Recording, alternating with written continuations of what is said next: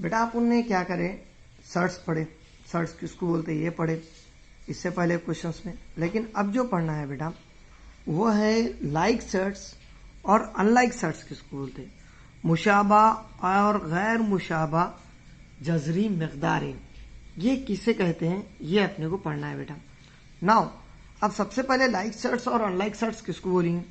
अब for example मैंने क्या करा बेटा, 3√5 लिखा और क्या करा बेटा 4√5 लिखा। अगर यहाँ पे देखें तो मेरी लैंग्वेज में अगर देखें तो बेटा यहाँ पे ये दोनों नंबर्स के साथ जो ये टोपी वाले हजरात आए वो भी एक जैसे है कि नहीं। तो ऐसे जजरी मकदारें जिसके जजर के नंबर्स एक जैसे रहते, सॉल्व करे बात, पूरा सिंप्लीफाई करे बात, उन जजरी मकदारों को लाइक सर्ट्स मुशाबा जजरी मकदारें कहते हैं। अब सेम पैटर्न में अगर मैंने क्या करा बेटा 3√5 लिया और यहाँ पे क्या ले रहा बेटा मैं 4√7 ले रहा। अगर यहाँ पे देखे तो ये टोपी वाले नंबर कैसे है बेटा, अलग अलग है। तो मुशाबा जजरी मकदारें लाइक सर्ट्स मतलब ये टोपी वाले नंबर एक जैसे आना, और अनलाइक सर्ट्स गैर मुशाबा जजरी मकदारें मतलब जो तुम्हारे टोपी वाले नंबर है बेटा वो अलग अलग आना। अब जैसा कि इसको अपन क्या बोलेंगे बेटा लाइक सर्ट्स बोल सकते हैं, ठीक है, जिसको अपन उर्दू में बोले तो मुशाबा जजरी मकदारें बोल सकते। लेकिन यहाँ पे क्या है बेटा, इनके टोपी वाले जजर के जो नंबर है वो अलग अलग है और जजर के नंबर अलग अलग है। इसका मतलब ये क्या होगा, गैर मुशाबा जजरी मकदारें, जिसको अगर अपन उर्दू में बोले या इंग्लिश में बोले तो अनलाइक सर्ट्स, ये उसका मीनिंग होगा। बेटा एक्सरसाइज नंबर 2.2 जो चल रहा अपना, उसका जो तीसरा क्वेश्चन है वो पूरा का पूरा ये एक्सरसाइज पे डिपेंड है। नाउ अब जैसे कि यहाँ पे क्वेश्चन एक्सरसाइज नंबर 2.2 का पहला और दूसरा हो गया था, अभी तीसरा क्वेश्चन करने का, classify the surds into their like और अनलाइक सर्ट्स, मुशाबा और गैर मुशाबा जजरी मकदारें पहचानिए। अब अगर अपन ने बेटा क्वेश्चन नंबर 1 ऑब्जर्व करें तो क्वेश्चन नंबर 1 के अंदर उन्होंने क्या करा, √52 और 5√13 दिया, भाई ये क्वेश्चन दिया बराबर है बेटा। अब मुझे बोलो बेटा यहाँ पे अगर अपन √52 और 5√13 देखे तो एकदम सिंपल समझ में आ रहा क्या, ये देखा जाए तो गैर मुशाबा जजरी मकदारें हैं, क्यों तो इनके साथ के जो नंबर है वो अलग अलग है। लेकिन बेटा जो √52 है इसके फैक्टर्स, इसके अज्जा निकाल सकते हैं अपन। अब उधर तो खैर 13 है, 13 के कोई फैक्टर नहीं निकलते, इधर रूट है, रूट में लिख रहा हूं मैं बेटा 2 दूनी 4, 1 बचा 2 6 12, फिर 2 एकन 2, 2 तिया 6 भाई बराबर, फिर 13 एकन 13। मतलब √52 को मैं ऐसा लिख सकता क्या बेटा, √2 × 2 × 13 भाई बराबर। मुझे बोलो बेटा स्क्वायर रूट जजर है और जजर के अंदर 2 की मतलब कोई नंबर डबल है तो उसको बाहर निकाल के अपन क्या करते, सिंगल टाइम लिखते। मतलब √52 it can be written as 2√13। बेटा 2 की जोड़ी थी इसलिए ये दोनों बाहर निकल के एक हुआ, लेकिन 13 की जोड़ी नहीं है, इन्हें तो अंदर एज इट इज रहेगा। तो इसका मतलब √52 बोले तो 2√13 हो रहा। अब चेक करो बोला बेटा 2√13 √52 की जगह लिखा मैं और 5√13 क्वेश्चन में चाहे वाला है। मैंने क्या बोला बेटा, टोपियों वाले नंबर एक जैसे रहना, तो अपन क्या बोलते हैं, दे आर लाइक सर्ट्स मुशाबा जजरी मकदारें। तो इसका मतलब मैं ऐसा लिख सकता क्या, दे आर कौन से सर्ट्स बेटा, लाइक सर्ट्स बराबर, जिसको अपन क्या बोलेंगे मुशाबा जजरी मकदारें हैं भाई बराबर। सेम पैटर्न में आप क्वेश्चन नंबर 2 पे आओ बेटा। क्वेश्चन नंबर 2 में 4√18 दिया, कॉमा 7√2 दिया। अब मुझे बोलो बेटा 18 के जैसा 52 बड़ा था इसलिए फैक्टर निकालना पड़ा। बेटा 18 के फैक्टर तो तुम आराम से बोल सकते, जनरली ये पूरे के पूरे स्क्वायर रूट आ रहे ना बेटा, तो क्या करो, जो भी रूट के अंदर नंबर है उसको ऐसा तोड़ने की कोशिश करो कि उसमें से एक किसी ना किसी का स्क्वायर आना कोशिश करना ऐसा। अब जैसे कि 9 दूनी 18 होते बेटा, 9 तो रूट में से निकल सकता ना, और अगर 9 रूट में से निकाले तो कितना हो जाता 3। मतलब मैं इसको अगर ऐसा लिखा तो गलत है क्या? 4 root of 9 into 2 comma 7 root of 2। बेटा 9 बाहर निकला तो कितना होगा 3, लेकिन पहले से यहाँ पे 4 बैठे वाला है तो मतलब 4 इंटू 3 लिख सकते क्या अपन? क्यों? तो बाहर नंबर रहने की वजह से जो अंदर वाला नंबर बाहर आ रहा, बेटा ये 9 बाहर आ रहा। क्यों 9 बाहर आ रहा? क्यों? तो 9 का जज़रुल मुरब्बा 9 का स्क्वायर रूट 3 है।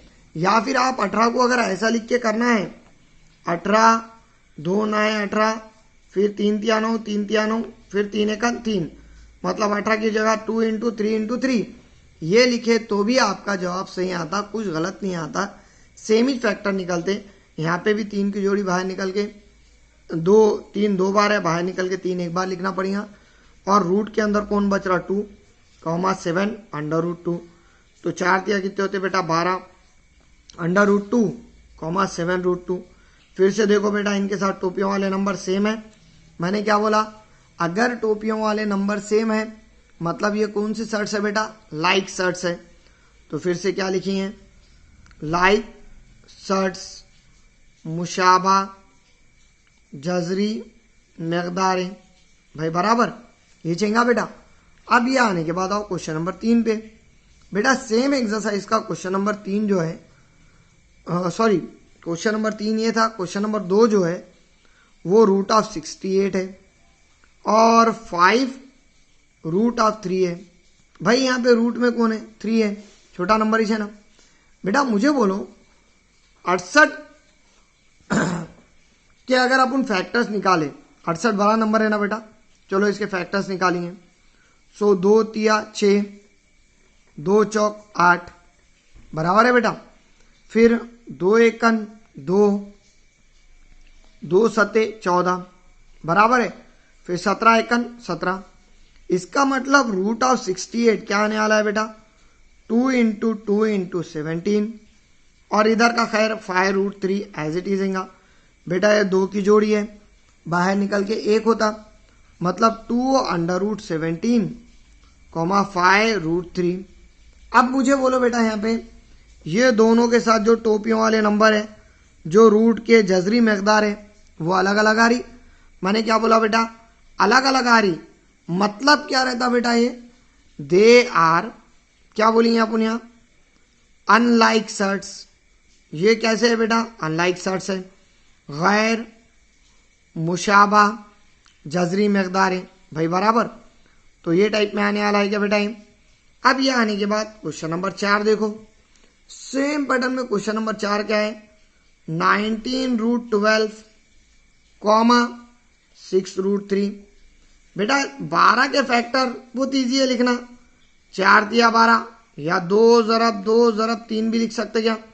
2 दूनी 4, 4 तिया 12 comma 6 root 3 as it is. 3 के तो निकलते नहीं बेटा। फिर से 2 बार 2 है, बाहर निकल के 1 बार होगा, मतलब 19 इंटू 2 इंटू रूट 3 कॉमा क्या आने वाला है बेटा? 6 रूट 3, भाई ये चाहने वाला है। तो 19 दूनी कितने होते? 38 रूट 3 कॉमा 6 रूट 3। फिर से अगर चेक करें तो मैं ऐसा लिख सकता क्या? They are like surds. बेटा लाइक शर्ट्स क्यों है ये? क्यों? तो इनके साथ जो जजरी मकदारें हैं, जो शर्ट्स है, जो रूट्स है, वो एक जैसे है, इसके वास्ते नो लाइक शर्ट्स है। मुशाबा जजरी मकदार है, भाई ये चाहने वाला है। अब मुझे बोलो बेटा ये क्वेश्चन होने के बाद जो नेक्स्ट क्वेश्चन है बेटा वो है 5 under root 22 comma 7 under root 33। अगर बेटा ये दोनों के भी फैक्टर्स निकाले अपन, 5 अंडर रूट 22 बोले तो 11 इंटू 2, 7 अंडर रूट 33 मतलब 11 इंटू 3। मुझे बोलो बेटा यहाँ पे कोई जोड़ी बन रही थी, जैसा कि पुराने क्वेश्चन में डबल 2 था, बाहर निकल के सिंगल हुआ। ये क्वेश्चन में भी डबल 2 था, बाहर निकल के सिंगल हुआ। बेटा यहाँ पे ऐसे कोई डबल के चांसेस है ही नहीं, भाई बराबर। अब डबल के चांसेस नहीं है मतलब इन्हों निकल सकते क्या बाहर? नहीं निकल सकते। अगर नहीं निकल सकते तो डायरेक्ट मल्टीप्लाई करके वापस लिख दो, 5 रूट 33 सॉरी 5 रूट 22 7 रूट 33। अब बेटा अगर देखा जाए तो मुझे बोलो बेटा जो टोपियों वाले रूट्स के नंबर है वो अलग अलग है। अलग अलग है मतलब ये क्या आएगा फिर से, अनलाइक शर्ट्स भाई बराबर, ये आने वाले क्या, गैर मुशाबा जजरी मकदार। और सेम पैटर्न में लास्ट का क्वेश्चन है बेटा 5√5 कॉमा रूट ऑफ 75। अगर देखा जाए तो चलो ठीक है, √5 तो कुछ कैंसर मतलब फैक्टर्स नहीं निकलते, लेकिन 75 के आप आराम से निकाल सकते हैं। 5 से काटो बेटा इसको, 5 एकन 5, 5 पंजे 25, फिर 5 से कटता 5 तिया 15, फिर 1 3 एकन 3 भाई बराबर। मतलब 5√5 तो एज इट इज रहेगा, लेकिन रूट ऑफ 75 क्या होगा बेटा, 5 इंटू 5 इंटू 3, 2 बार 5 आ रहा, बाहर निकल के क्या होगा, 1 बार 5 होगा। मतलब वी गेट 5√5 कॉमा, यहां पे मैं ऐसा लिख सकता हूँ बेटा 5√3, क्यों तो 5 बाहर निकल गए, 2 बार 5 था 1 हुआ, और जजर के अंदर 3 की जोड़ी नहीं थी इसलिए √3 एज इट इज आया। अब यह आने के बाद मुझे बोलो फिर से इनके साथ के जो नंबर्स हैं, जो जजर है वो अलग अलग है बेटा।